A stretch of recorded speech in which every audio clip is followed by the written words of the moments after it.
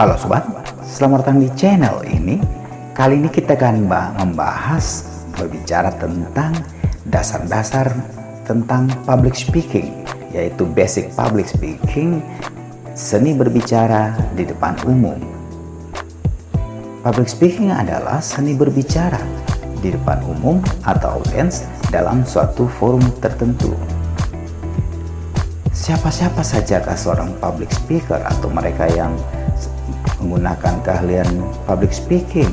Mereka yang menyampaikan sambutan, penceramah, orator, pengajar, guru dan dosen, MC, pembawa acara, sales marketing, moderator, dan siapa saja orang-orang yang berkecimpung ketika berhadapan dengan orang banyak, termasuk orang-orang ibu rumah tangga dan pekerja-pekerja kantoran dalam hal berbicara di depan orang umum, sehingga mereka juga disebut sebagai public speaker. Adapun jenis forum, yaitu yang pertama forum yang komunikasinya satu arah, yaitu contohnya seperti pidato, khotbah, ceramah, sambutan, dan lain-lain. Yang kedua adalah komunikasi yang sifatnya dua arah, diskusi, rapat, seminar, presentase, maupun dialog. Jenis-jenis acara secara umum dibagi dalam tiga bagian besar. Yang pertama, jenis acara yang formal atau yang sifatnya resmi. Yang kedua, semi formal, dan yang ketiga, non formal. Adapun alasan utama saat akan berbicara di depan umum adalah kecemasan.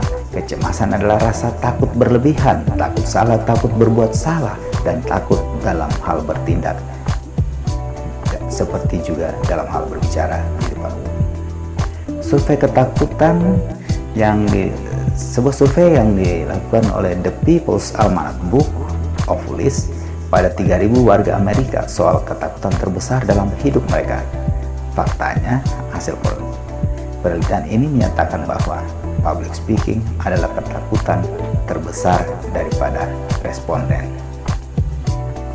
Ketakutan dalam hidup bisa digambarkan bahwa berbicara di depan umum sebesar 21%, takut pada ketinggian 17%, takut pada serangga dan hama, takut juga masalah keuangan, takut tentang air yang dalam, takut akan penyakit-penyakit yang mematikan, ada juga yang takut tentang kematian, dan ada juga yang takut terbang atau pada tingkat ketinggian tertentu.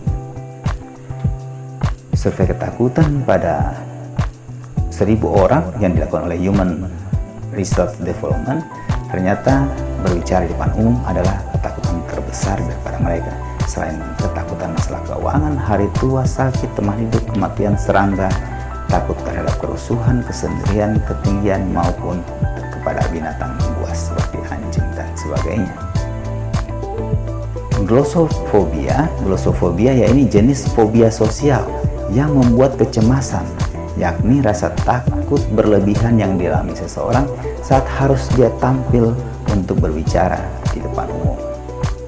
Degup jantung terasa lebih cepat, duk-dak, lebih cepat dia, dan sehingga ini adalah ketakutan atau kecemasan berbicara di depan umum. Yang kedua, gemetaran, kaki, tangan, lutut gemetaran, keringat berlebihan, muncul keringat berlebihan seperti tidak biasanya, ada seperti mau mual atau muntah sehingga mereka gelisah. Begitu juga dengan sesak nafas, kadang pusing dan selalu keinginan untuk menyendiri, takut untuk berbicara di depan umum. Takut berbicara di depan umum disebabkan karena takut salah, takut gagal, takut diperhatikan, takut dinilai oleh orang banyak, takut tidak tahu nantinya, dan takut tidak mampu untuk berbicara di depan umum. Ketakutan yang berada pada diri seseorang padahal belum tentu terjadi. Penyebab dari gugup atau grogi atau kecemasan saat berbicara di depan umum yaitu karena itu merupakan pengalaman pertama bagi dirinya ketika akan tampil di depan orang baru atau dalam situasi dan suasana yang baru. Ada suasana baru membuat orang takut, gemetar, bahkan grogi dan cemas. Begitu juga dia takut karena menjadi pusat perhatian. Kalau dia duduk di belakang, tidak ada yang melihat memperhatikannya. Tapi ketika tampil di depan, dia menjadi pusat perhatian. Maka timbullah ketakutan dan kecemasannya. Dia merasa berbeda karena dia diperhatikan, karena dia sebagai pembicara merasa berbeda dari orang kebanyakan. Atau juga karena trauma yang terjadi pada masa lalu. membuat dia takut untuk tampil berbicara lagi di depan orang banyak. Dan yang berikut juga, ketakutan, kecemasan itu bisa terjadi karena dia tidak siap tampil dadakan dan sifatnya situasional. Bagaimana sih cara mengatasi ketakutan, kecemasan dalam berbicara depan umum tadi? Yang pertama adalah persiapan dan latihan. Sehebat apapun orang, harus ada persiapan dan latihan. Persiapan dan latihan adalah bab awal dari public speaking untuk tampil berbicara depan umum dengan baik dan menarik. Yang kedua, lakukan kegiatan fisik.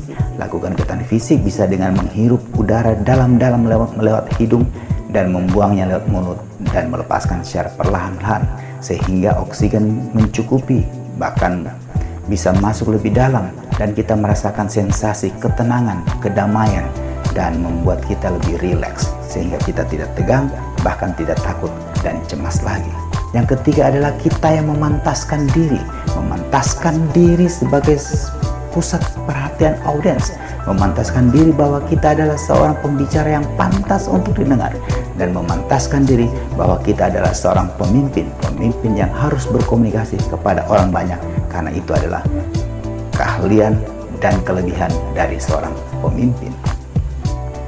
Bagaimana untuk membangun percaya diri personifikasi kita untuk tampil di depan umum?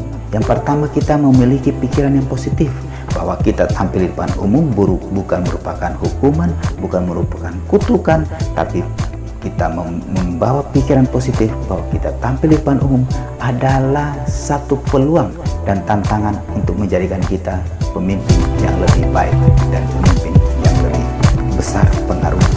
Karena lewat tampil di depan umum lah kita bisa membuka wawasan dan memberikan ide, masukan, saran, dan pendapat kita sehingga bisa diterima oleh orang banyak dan kita menjadi orang yang berpengaruh karena kita berbicara di depan umum.